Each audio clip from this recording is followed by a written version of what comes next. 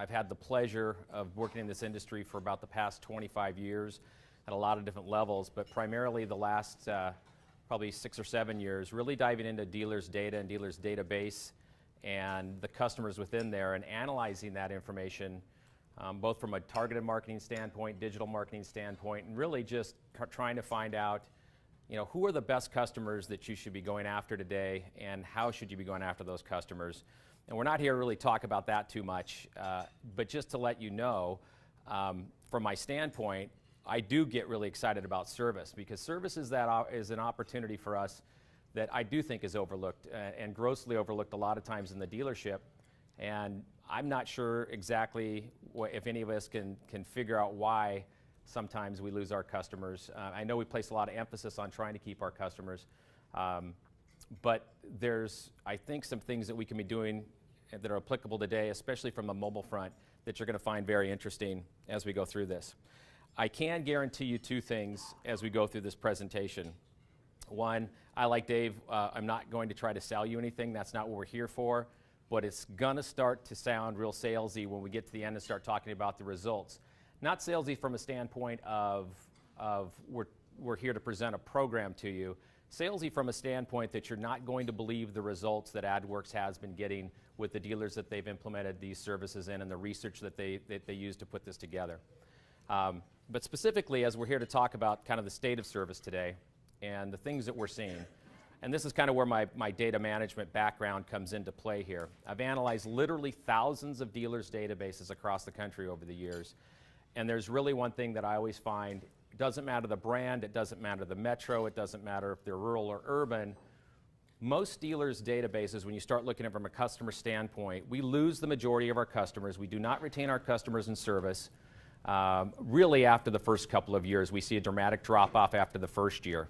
So we always are trying to fight retention. We're trying to figure out ways to battle our customers to keep them within our database. But the reality of it is, when those customers get into that sweet spot, and I define the sweet spot is the time the manufacturer warranty runs out, is just about the time they're getting into an equity position in their vehicle. But most of those customers, usually about 2.5, 3 years out, we get good customer pay ROs. We're no longer relying on just the warranty. The car starts to get in a state of more repairs needed than less. The fact of the matter is, though, is that when the customer gets into that position, we really only are keeping in touch with about 25% of those customers on a regular basis. And what that means is about 75% of our customers are going elsewhere. And so where do those customers go? Well, there's no mistake on where we know that they're going, right? I mean, they're going other places. Typically, it's not another dealership. We don't typically see a lot of our retained customers from outside of the customers that we sold on a long-term basis. Yes, customers move into our PMA, into our neighborhood, into our backyards, and they do service with us. But for the most part, these customers are going other places. And we can look at the numbers, but I mean, I think the thing that's most telling is that the people that we're competing against for these customer dollars, these customer pay dollars, make about 60% of their profits off of our customers for basic services that we should be doing and can provide for our customers. And I'm not going to get into all the reasons why customers leave. I mean, we know the reasons why customer leaves. There's perceptions we charge more. Maybe it's not convenient. Maybe we don't have a way to schedule them. Maybe we just have lost touch with that customer and they just don't think about us anymore. But there's a lot of reasons. So first of all, there's competition. And it is difficult to keep and retain our customers, and we know that. But we really, and when I talk about the service department is overlooked, it's not overlooked from a staffing point of view. It's not overlooked from a technology and the tools that we have, because we spend literally hundreds of thousands, if not millions of dollars in our service departments to make sure that we can provide our customers with very specific technology that allows us to diagnose their cars at the highest levels. But yet we continue to do this, but we continue to lose our customers. So when I talk about the service department being overlooked, it's more from a marketing perspective sometimes. I know most dealers that I've worked with in the past or work with today, if they have a $50,000 ad budget, it goes to mostly sales, and about $5,000 or $6,000 goes to service. Yet we have so many customers that we can get back in our service part. So there's an advertising, there's a marketing perspective. A technology perspective. What are we utilizing from a servicing communication standpoint that we are using in sales? I mean, we've seen some very good things today, ways that we can communicate with our customer, but really it's mostly been about sales, Dave touched a little bit about on service and service scheduling, but most of the things that we spend and we focus our time on really are about getting new customers and selling cars. And then a reporting standpoint as well. It always used to bewilder me when I'd go into a dealership and I'd ask them, what percentage of your customers are you retaining over this period of time versus the ones that you are losing?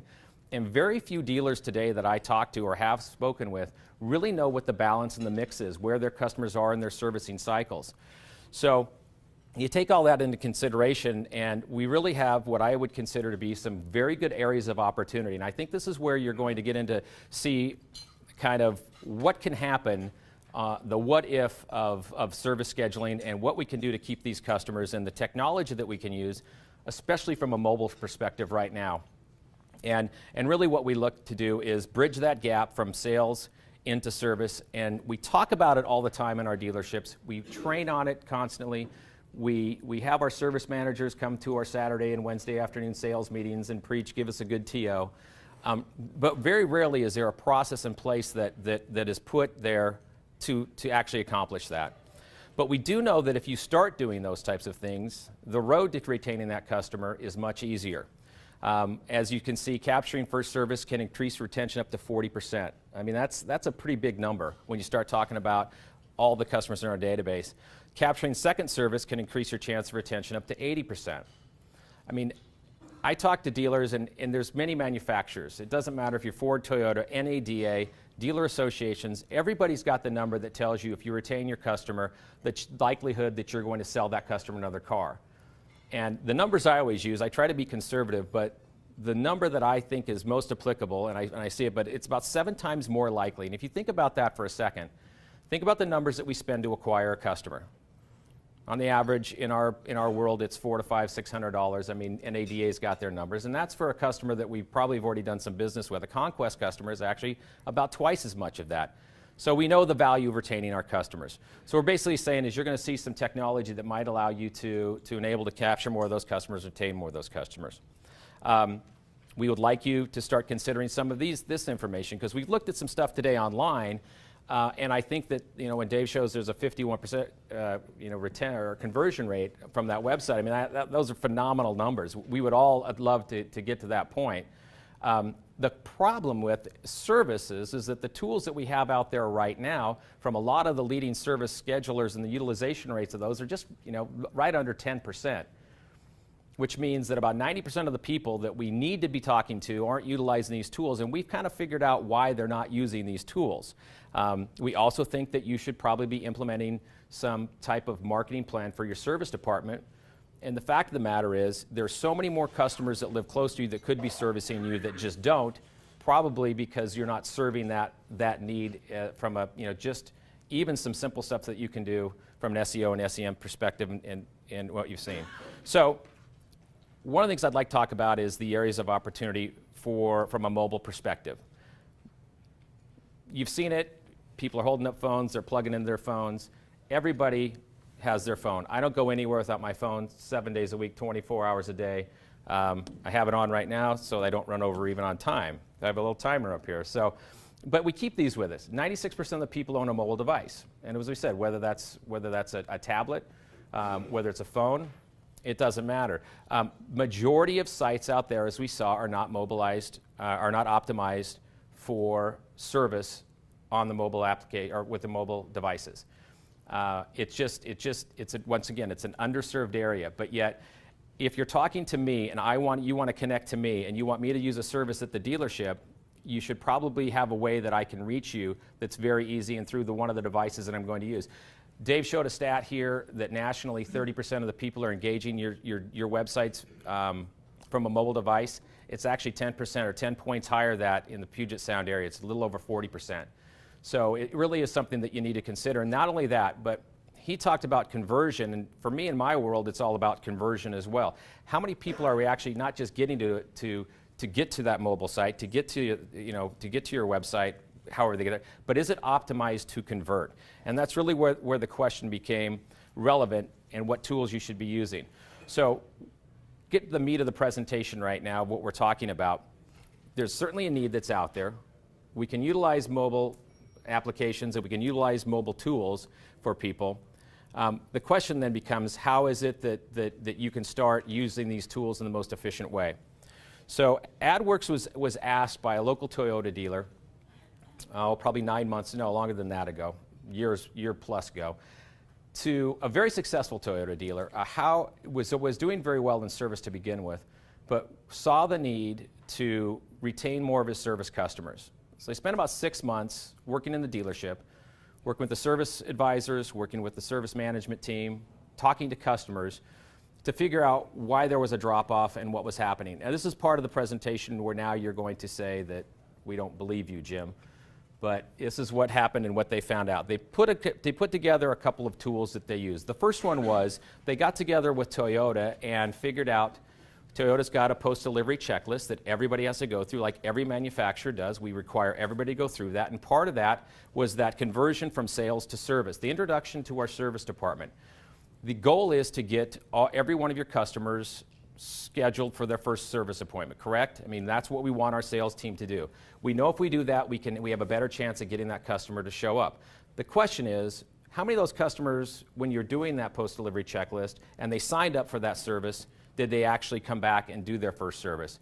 It's not a huge rate, is it? I mean, anybody want to tell me what they believe theirs is right now? 27%. 27%. Anybody else?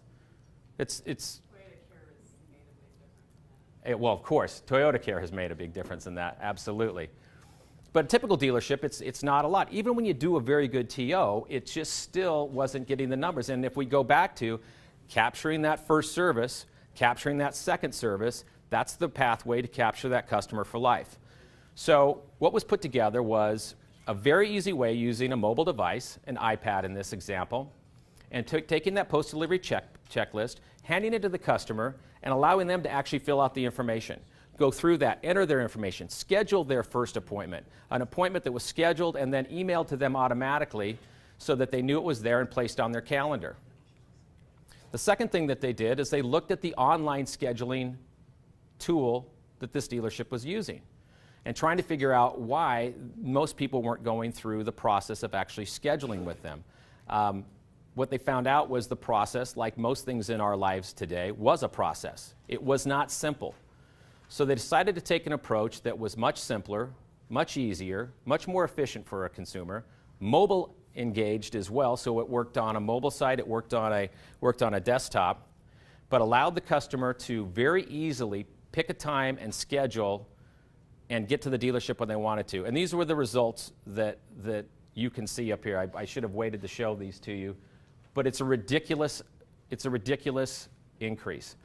So at this particular dealership, which as you can see is Magic Toyota, overall, for the first 90 days of this program, they had 99% of the customers scheduled their first service appointment, going through this checklist, getting it scheduled for themselves, and setting an appointment at the dealership. Anybody want to guess how many of those people showed up? So 99% of the people over a 90-day period scheduled their appointment. How many showed up? 95? That'd be ridiculous. 100%.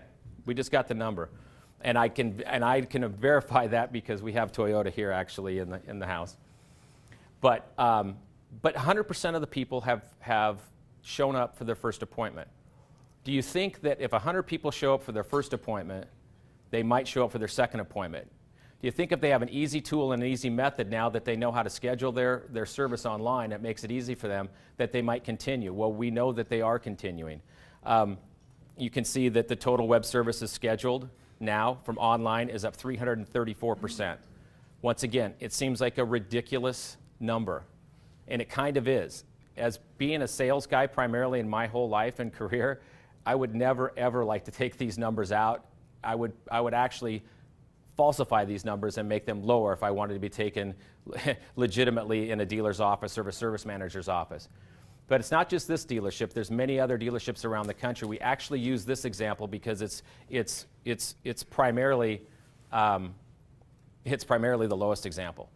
So we're not here to say, and this is what I say, it's not here about a sales pitch. What it's really about is kind of feeding off what the rest of the crew have been talking about, the speakers up here today. And that really is simply the ability to to engage your customers in the method that they want to be engaged, which right now, of course, are mobile devices, providing them those tools, those applications, the means for them to make it, to get back to you. But most importantly, what we have found, and what AdWorks is really stressed throughout this, their research and the tools they have available now, is the simplification of a process that enables a customer to get back to you. And I say that, and the reason I like this so much is because when I talk about service, service is not going away. Service is like healthcare. Cars get sick and we all get sick. It's not going anywhere. Cars continue to be made better and better, but we still have a department that we know will continue to grow for us and can continue to grow. Certainly if we're losing 75% of our customers after about a 2.5-year period of time, 3-4-year period of time, we've got areas of opportunity that we can establish some new processes, some new methods to engage our customers. I kind of throw these numbers out there because, like I said, service kind of gets underserved. But if you want to know a way to make $1 million in gross next year for your dealership, think about this. You don't really have to sell, more cars. You can, but $1 million of gross, if you're doing 2,000 ROs and an average RO of $200, if you increase by 20%, by getting more customers, engaging more customers, and keeping more customers, if you, at the end of the day, that's about, what, $80,000 a month, I think, $960,000. But let's just think about what that means in our service world. Service is a highly profitable department for us. I mean, you know the numbers, 45, 50, 60% in some dealerships, profit. I mean, it's a highly profitable business for us. What would it take to get $960,000, $1 million worth of gross selling cars? At a $200 or $2,000 front end, just for the gross, we'd have to sell a bunch more cars, 40 more cars a month, right? So you have a profit center that's right there and a method in which you can engage these customers. And I think this conference is really good for kind of showing everybody, and we know this in our world, but from a mobile perspective, the tools that are out there, the tools that we live with 24/7, and a simplified manner in which you can communicate with that customer, or they primarily can communicate with you, we've proven, and AdWorks has shown, that you can use these tools and have a significant impact on revenue and profitability in your dealerships. So with that,